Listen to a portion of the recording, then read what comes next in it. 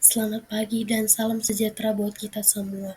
Dan saya akan memulai presentasi saya mengenai manajemen sarana dan prasarana dalam proses pembelajaran di dalam pendidikan.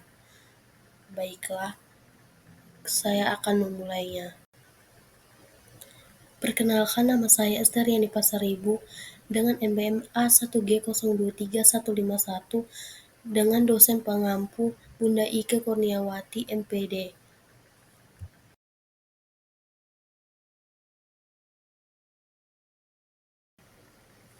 Apa itu pendidikan?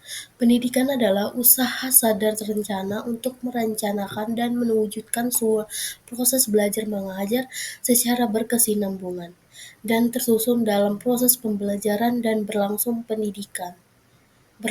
dalam pendidikan, tidak terlepas dari beberapa faktor yang penting yang mampu mendukung terselenggaranya sekolah.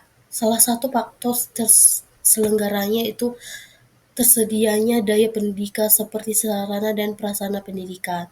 Dan selanjutnya, latar belakang dalam manajemen pendidikan prasarana dan sarana adalah dalam dunia pendidikan, tenaga pendidik saja tidak cukup. Kita butuh sarana dan prasarana yang memadai, misalnya tanpa ruang kelas, meja dan kursi, atau alat peraga.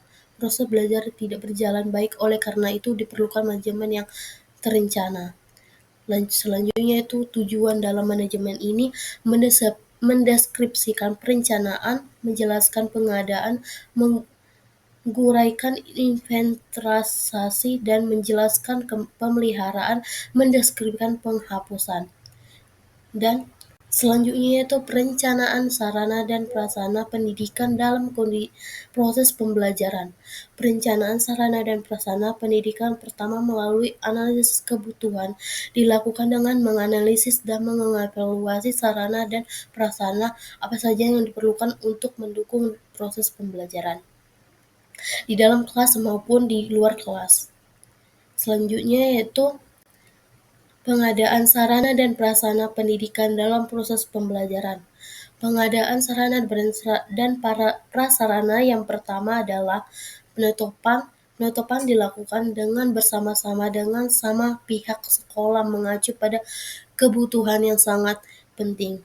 Selanjutnya itu analisis penginventarisasi sarana dan prasarana pendidikan dalam proses pembelajaran.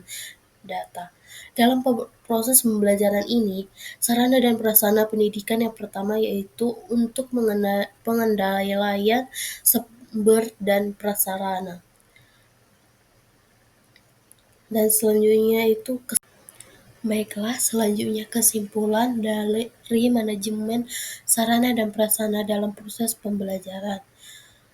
Ada 5 dasar dalam mencakup hal besar. Yang pertama, perencanaan, pengadaan, inventarisasi, pemeliharaan, dan penghapusan.